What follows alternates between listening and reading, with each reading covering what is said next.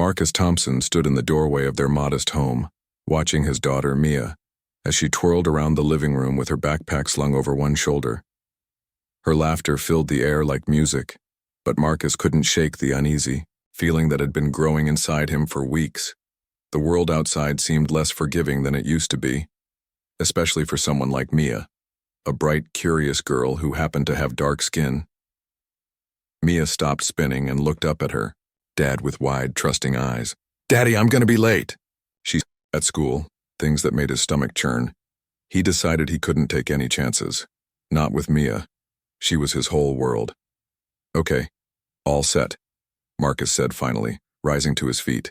He gave her a quick hug before sending her off toward the bus stop at the end of their street. As he watched her skip away, his mind raced with questions. Was this really necessary? Would anyone even notice the little device hidden in her hair? And if they did, what would happen? The truth was, Marcus didn't trust the neighborhood anymore, or rather, he didn't trust some of the people in it. Ever since moving here last year, he'd noticed subtle things that left him unsettled. Comments at HOA meetings about keeping property values high. Strange looks when Mia played in the front yard. Even the way certain neighbors avoided saying hello altogether. None of it sat right with him. At first, Marcus tried to brush it off. Maybe he was being paranoid. After all, this was supposed to be a safe place, a good place, to raise his daughter. But then came the stories. Stories about kids being teased because of how they looked or where they came from. Stories about teachers turning a blind eye to bullying. Marcus couldn't ignore them. Not when Mia was so young, so innocent, and so vulnerable. As the yellow school bus rumbled down the road and Mia climbed aboard, waving goodbye through the window, Marcus felt a lump rise in his throat. He wanted nothing more than to protect her, to shield her from anything that might hurt her. But deep down he knew he couldn't always be there. That thought terrified him. Back inside the house, Marcus pulled out his phone and opened the app connected to the recording device. For now, everything was quiet. Just the faint hum of background noise as Mia settled into her seat on the bus.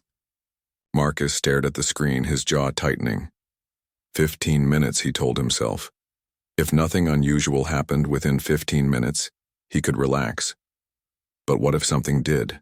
For now, all Marcus could do was wait, and hope that his fears were unfounded. Because if they weren't, he wasn't sure what he'd do next. As the school bus rattled along its usual route, Mia sat near the window, her head resting against the cool glass. She loved watching the trees blur past and imagining herself as part of a grand adventure. Today, however, something felt different. It wasn't just the recording device tucked into her hair ribbon. Something Marcus had carefully hidden from her knowledge, but also the strange energy inside the bus. A group of older kids sat a few rows behind Mia, their voices low but sharp. They were laughing about something, their words muffled by the hum of the engine. At first, Mia didn't pay much attention. She was used to tuning out conversations that didn't involve her. But then she heard it. A name she recognized. Her own. "Did you see her today?" One boy whispered, his tone mocking. "With that bow? Looks like she's trying too hard." Mia froze, her fingers gripping the edge of her backpack. She glanced around, hoping no one noticed how tense she suddenly felt. Another voice chimed in, this time louder. "Yeah, I saw her. Always dressed up like she's going somewhere special. Doesn't she know we don't care?"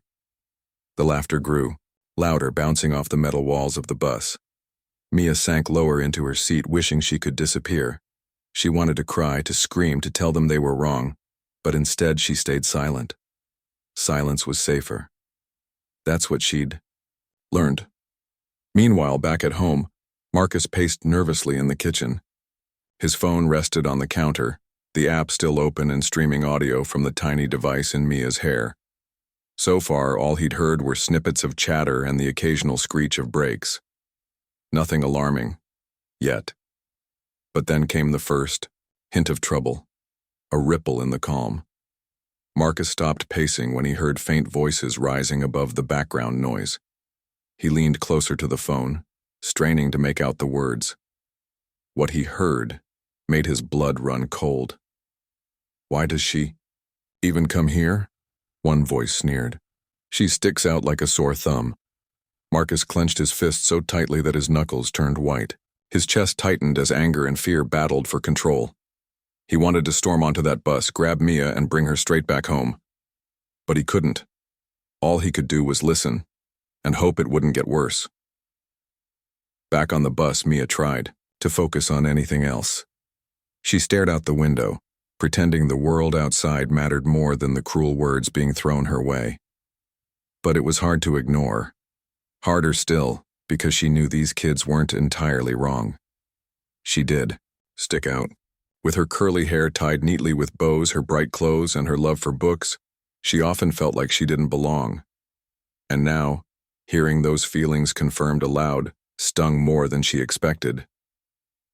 The bus finally pulled into the school parking lot, and Mia bolted out of her seat before it fully stopped. She hurried down the aisle, avoiding eye contact with anyone who might look her way. Outside, the crisp morning air hit her face, and she took a deep breath, trying to steady herself. For a moment, she almost forgot about the whispers. Almost. Inside, the house. Marcus exhaled sharply as the sounds of the bus faded away. He replayed the clip over and over again, each word cutting deeper than the last. He hadn't imagined things would escalate so quickly, or that Mia would face such cruelty so early in the day. His hands trembled as he picked up his phone to call the school office. No, he thought, not yet. First, he needed proof. Something concrete to show them that this wasn't just harmless teasing. It was bullying. Real, hurtful bullying. 15 minutes later, Marcus made a decision. If nothing changed by lunchtime, if the app picked up more hateful comments or signs of trouble, he would act. He would call the principal, or maybe even 911. Because if the school couldn't protect his daughter, then someone else had to step in. For now, though, all he could do was wait and pray that Mia would be okay. By mid-morning, the school hallways buzzed with activity. Students shuffled between classes, laughing and chatting as if nothing unusual was happening. But for Mia, every step felt heavier than the last. The cruel whispers from the bus replayed in her mind like an endless loop, making it hard to concentrate. She tried to focus on her teacher's voice during math class, but her thoughts kept drifting back to those mean words. Mia, her teacher called, gently snapping her out of her daze. Are you okay? You seem distracted today. Mia forced a small smile and nodded quickly. I'm fine, she murmured, though her trembling hands told a different story. She hated lying, especially to someone who cared about her, but what could she say? That kids on the bus had made fun of her? That she felt like she didn't belong here? Somehow saying it aloud would make everything feel more real and more painful. Back at home, Marcus sat glued to his phone, listening intently to every sound coming through the recording device. So far, things had been quiet since Mia entered the school building. Too quiet. He couldn't shake the feeling that something was brewing beneath the surface, waiting to explode. Every time he heard a door slam or a group of students talking nearby, his heart raced. Was this it? Was this the moment when things would get worse? Then, just before lunchtime, the app picked up something new. A boy's voice, sharp and cutting, came through clearly. There she goes again, walking around like she owns the place. Another voice joined in, this one female. Seriously, does she think she's better than us? Marcus's breath caught in his throat. He recognized the tone immediately. Mocking, dismissive, cruel. His stomach churned as he realized these weren't random comments. They were targeted. Directly at Mia, his little girl. He listened closer, hoping against hope that Mia wouldn't respond. But then he heard her soft voice barely audible over the hum of the classroom. Leave me alone, she said quietly, almost pleadingly. The laughter that followed crushed Marcus. It wasn't loud or boisterous. It was cold and mocking. The kind of laugh meant to wound rather than entertain. He clenched his fists so tightly that his nails dug into his palms. This wasn't just bullying anymore. This was harassment. And it was happening right under the noses of teachers and staff. Marcus knew he couldn't wait any longer. He grabbed his keys and headed toward the school, determination burning in his chest. On the way, he dialed the principal's office, explaining the situation as calmly as he could. "I have evidence," he said firmly. "Recordings of students harassing my daughter. I need to speak with you immediately." When Marcus arrived at the school, he found Mia sitting alone on a bench outside the cafeteria. Her head was bowed, and tears streaked her cheeks. Seeing her like that broke his heart. He rushed to her side, pulling her into a tight hug. "It's okay, baby," he whispered, stroking her hair. "You're safe now." Mia buried her face in his shoulder, sobbing uncontrollably. "They hate me, Daddy," she choked out. "They don't want me here." "No, sweetheart," Marcus said firmly, holding her even tighter. "They're wrong. You are amazing, and no one gets to tell you otherwise. Do you hear me?" Mia nodded weakly, though her eyes still brimmed with sadness. Marcus kissed the top of her head, vowing silently to do whatever it took to protect her. For now she was safe in his arms, but the battle was far from over. Inside the principal's office, Marcus played the recordings, his hands steady despite the storm raging inside him. The principal listened carefully, her expression growing increasingly grave. When the clip ended, she sighed deeply. "Mr. Thompson, I assure you we take bullying very seriously. We will address this immediately." But Marcus wasn't satisfied yet. He needed action, not promises. As he left the office, he resolved to stay vigilant. If the school couldn't fix this problem, he would find another way. Because Mia deserved better. Much better. The principal's office was quiet except for the soft hum of the fluorescent lights overhead. Marcus sat across from Mrs. Langley, the school's stern but well-meaning principal, his jaw tight as he waited for her response. She had listened to the recordings twice already, her brow furrowing deeper with each replay. Finally, she leaned back in her chair and sighed. "Mr. Thompson," she began, choosing her words carefully. "I understand your concerns, and I assure you this behavior is unacceptable. We will investigate thoroughly and take appropriate action." Marcus nodded, though he wasn't entirely convinced. He'd heard promises like these before. Empty words meant to placate worried parents while little changed behind the scenes. Still, he kept his tone calm. "I appreciate that, Mrs. Langley. But I need more than just an investigation. My daughter shouldn't have to face this kind of treatment every day. Something has to change." Mrs. Langley nodded solemnly. "Of course. In the meantime, I'll speak with Mia's teachers and ensure they're aware of the situation. If necessary, we can assign a counselor to check in with her regularly. And rest assured, the students involved will face consequences." Though Marcus wanted to believe her, doubt lingered in his mind. How could he trust that the school would follow through? What if the bullying continued, hidden where no one could see it? He thanked Mrs. Langley politely and left the office, his thoughts racing. When he returned home later that afternoon, Mia was curled up on the couch with a book, her usual refuge when she felt overwhelmed. She looked up as he entered, her eyes red and puffy from crying earlier. "Did you talk to them?" she asked hesitantly. "Yes, sweetheart," Marcus replied, sitting beside her. "They know what happened, and they're going to do something about it." Mia frowned, hugging her knees to her chest. "Do you think it'll help?" Marcus hesitated. He didn't want to lie to her, but he also didn't want to crush her hope. "I hope so," he said finally. "But even if things don't get better right away, I promise I'll keep fighting for you. No matter what." Mia managed a small smile at that, though it didn't reach her eyes. "Okay, Daddy." That evening, Marcus called the HOA board anonymously, leaving a voicemail detailing the incident. He knew it was a long shot. HOAs rarely got involved in personal matters, but he hoped someone might care enough to address the growing tension in the community. After all, the same attitudes that fueled bullying at school often started at home. The next morning, Marcus walked Mia to the bus stop himself. As they stood waiting, he noticed a few neighbors glancing their way, whispering quietly among themselves. One woman in particular stared openly, her expression unreadable. Marcus felt a surge of anger but forced himself to stay calm. He squeezed Mia's hand reassuringly. "Remember what I told you," he said softly. "You are strong, and you belong here." When the bus arrived, Mia climbed aboard without looking back. Marcus watched until it disappeared around the corner, then turned toward home. He couldn't shake the feeling that this was only the beginning of a much larger fight. Later that day, news of the bullying spread quickly through the neighborhood.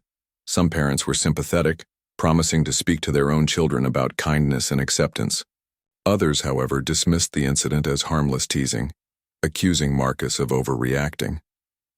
One neighbor, Mr. Harris, approached him during an HOA meeting later that week.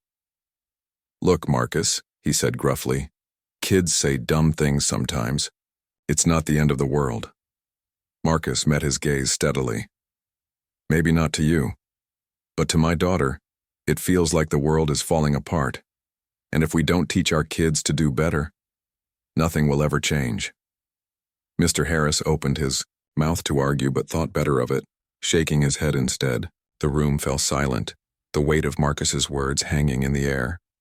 For now, Marcus had planted a seed of awareness. Whether it would grow into real change remained to be seen. But one thing was certain. He wouldn't stop fighting. Not until Mia could walk through her days without fear. The HOA meeting ended with more questions than answers. Marcus left the room feeling drained but determined. While some neighbors had nodded in agreement during his impassioned plea, others whispered amongst themselves, their expressions skeptical or outright dismissive. The divide was clear. Some saw bullying as a harmless rite of passage, while others understood its lasting impact. That evening, Marcus sat at the kitchen table, staring at his laptop screen. He scrolled through local news articles about similar incidents in nearby towns, searching for inspiration or maybe validation. Every story felt like a mirror reflecting his own struggle. Parents fighting for change, schools promising action but delivering little, communities torn apart by prejudice and fear. Mia walked into the kitchen, her backpack slung over one shoulder. "Daddy, can I go play outside?" she asked hesitantly, her voice barely above a whisper. Marcus looked up surprised. Since the incident on the bus, Mia had avoided leaving the house unless absolutely necessary. Seeing her ask to go outside filled him with both pride and worry. "Of course, sweetheart," he said gently, "but stay close, okay?" She nodded and slipped out the back door, heading toward the small park at the edge of the neighborhood. Marcus watched her from the window, his heart heavy. He wanted nothing more than for her to feel safe, to run free without fear of judgment or cruelty. But how could he guarantee that when even their own community seemed unwilling to confront its biases? As Mia reached the park, she noticed a group of kids playing tag near the swings. She hesitated, unsure whether to join them. One boy glanced her way, then whispered something to his friends. They all laughed, pointing in her direction. Mia's cheeks flushed red, and she turned away quickly, retreating back toward the house. Marcus saw her running back before she even knocked on the door. When he opened it, her face was streaked with tears. "They were laughing at me again," she sobbed, collapsing into his arms. His blood boiled, but he forced himself to remain calm for her sake. "It's going to be okay, baby," he murmured, holding her tightly. "We'll figure this out together." Later that night, Marcus decided to take matters into his own hands. He drafted a letter addressed to the entire neighborhood, sharing Mia's story, not just the bullying but also the emotional toll it took on her. He didn't mention names or assign blame. Instead, he focused on fostering empathy. "Imagine your child coming home in tears because someone made them feel unwelcome," he wrote. "Imagine the pain of knowing they're afraid to leave the house. This isn't about punishment. It's about teaching our kids to treat each other with kindness and respect." He printed copies of the letter and placed them in every mailbox on their street the next morning. By noon, the neighborhood buzzed with conversation. Some parents thanked Marcus privately, admitting they hadn't realized the depth of the issue. Others accused him of stirring up trouble, claiming his actions would only make things worse. One neighbor, Mrs. Patel, approached him later that day. Her teenage daughter, Priya, had been bullied years ago for being the new kid. She offered her support, promising to speak at the next HOA meeting about the importance of inclusivity. "You're not alone in this fight," she told Marcus firmly. Encouraged by her words, Marcus began organizing informal gatherings with like-minded neighbors. They met at the park where Mia had retreated earlier, brainstorming ways to create a safer, more welcoming environment for all children. Slowly but surely, a small movement began to form. Still, resistance remained. At the next HOA meeting, tensions flared when Marcus proposed installing anti-bullying posters around the neighborhood and hosting workshops on diversity and inclusion. Mr. Harris scoffed loudly, rolling his eyes. "This is ridiculous," he muttered. "Next thing you know, we'll have sensitivity training for picking up the mail." Despite the backlash, Marcus stood firm. "Change doesn't happen overnight," he said evenly. "But if we don't start somewhere, nothing will ever improve." For now, progress was slow, but it was progress nonetheless. And for Marcus, that was enough to keep going. Weeks passed, and Marcus continued to push forward with his efforts. The anti-bullying posters he had proposed were finally approved by the HOA board, though only after a heated debate that left him drained but resolute. They weren't perfect. Some neighbors complained they looked too serious or out of place in the otherwise cheerful neighborhood. But Marcus didn't care. To him, those posters represented hope, a reminder to everyone who walked past them that kindness mattered. The workshops on diversity and inclusion, however, proved more challenging. Many parents refused to attend, claiming their kids already knew how to behave. Others showed up reluctantly, arms crossed and expressions skeptical. Still, Marcus persisted, partnering with Mrs. Patel and a local counselor to lead discussions about empathy, understanding, and acceptance. At first, the sessions felt awkward. Some participants shifted uncomfortably in their seats, avoiding eye contact as real-life examples of bullying were shared. But slowly, cracks began to form in the walls of resistance. One mother tearfully admitted she hadn't realized her son's teasing could hurt someone so deeply. A father confessed he'd dismissed his daughter's complaints about school because he thought she was overreacting.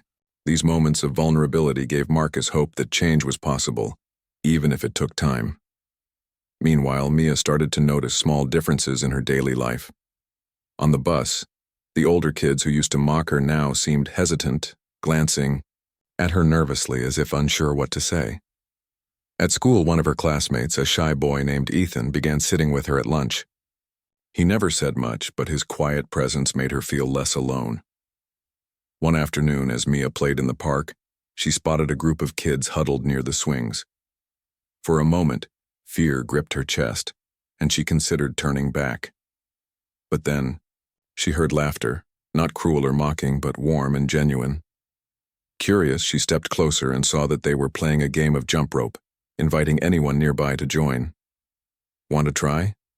one girl asked, smiling brightly. Mia hesitated, then nodded.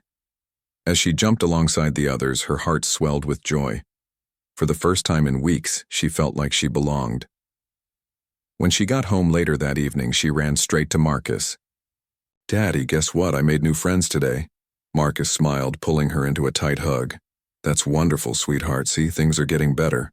But even as he celebrated this small victory, he couldn't ignore the lingering challenges. Not all the kids in the neighborhood had warmed up to Mia yet, and some adults still whispered behind closed doors, questioning whether Marcus's efforts were truly necessary. One evening, as Marcus watered the plants in their front yard, Mr. Harris approached him again. This time, though, his tone was softer. "Look," he said gruffly, "I may not agree with everything you're doing, but I see what you're trying to accomplish. And maybe you're right. Maybe we do need to pay more attention to how our kids treat each other." It wasn't an apology, but it was progress. Marcus nodded, offering a small smile. "Thank you for saying that. Every little bit helps." As days turned into weeks, Marcus noticed subtle shifts in the community. Neighbors who once avoided him now greeted him warmly. Kids who used to stare at Mia with disdain began nodding hello instead. It wasn't perfect, far from it, but it was a start. Still, Marcus knew there was more work to be done. Bullying wasn't something that could be erased overnight. It required constant vigilance and effort. But for the first time since moving to the neighborhood, He allowed himself to feel a flicker of optimism. Maybe, just maybe, things really were changing. For the better. Months had passed since Marcus first placed the recording device in Mia's hair, and though the memory of that day still lingered, it no longer cast a shadow over their lives. The neighborhood had transformed, slowly, imperfectly, but undeniably. What started as a single father's desperate attempt to protect his daughter had grown into a movement that touched everyone in ways they hadn't expected. The anti-bullying. Posters once met with skepticism, now adorned lampposts and bulletin boards throughout the community. Kids walking home from school would pause to read them, some even pointing out messages like "be kind" or "everyone belongs" to their friends. At the park, laughter echoed more often than whispers, and groups of children played together, without hesitation, a stark contrast to the divisions Marcus had witnessed when they first moved in. Mia thrived in this new environment. She no longer hesitated before stepping onto the bus or joining games at recess. Her confidence grew with each passing day, fueled by the friendships she'd formed and the support she received from her family and teachers. One afternoon, she came home beaming, holding a colorful drawing in her hands. "Daddy, look, we made posters in art class about kindness. Mine's going up in the hallway at school." Marcus smiled, kneeling down to examine her artwork. It was vibrant and full of life, a bright sun shining over stick figures holding hands. In bold letters across the top, she had written, "Kindness makes us stronger." His eyes welled with tears as he hugged her tightly. "I'm so proud of you, Mia. You're making such a difference." Word of the changes in the neighborhood spread beyond its borders. Local news outlets featured stories about the community's efforts to combat bullying, highlighting Marcus's leadership and the involvement of parents like Mrs. Patel. People from neighboring towns reached out, asking for advice on how to implement similar initiatives.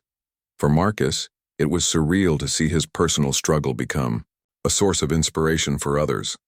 Still, Marcus knew the work wasn't finished. He continued attending HOA meetings, advocating for policies that promoted inclusivity and respect. He encouraged open dialogue between parents, teachers, and students, ensuring that everyone felt heard, and most importantly, he remained vigilant, watching closely to ensure that no child, especially not his own, felt unwelcome again. One evening, as the sun dipped below the horizon, Marcus and Mia sat together on the porch, sipping hot chocolate, and watching fireflies dance in the twilight. "Do you remember when we first moved here?" Marcus asked softly. Mia nodded, leaning her head against his shoulder. "Yeah, I was scared back then, but not anymore." Marcus kissed the top of her head, his heart swelling with pride. "That's because you're brave, sweetheart, and because people listened when we spoke up." As they sat there, bathed in the golden glow of the setting sun, Marcus reflected on everything they'd been through. The pain, the fear, the resistance. It all led to this moment. A moment where hope outweighed despair, where love triumphed over hate, and where a little girl could finally feel safe in her own world. The road ahead wouldn't always be easy, but Marcus was ready. With Mia by his side, he knew they could face anything. Together.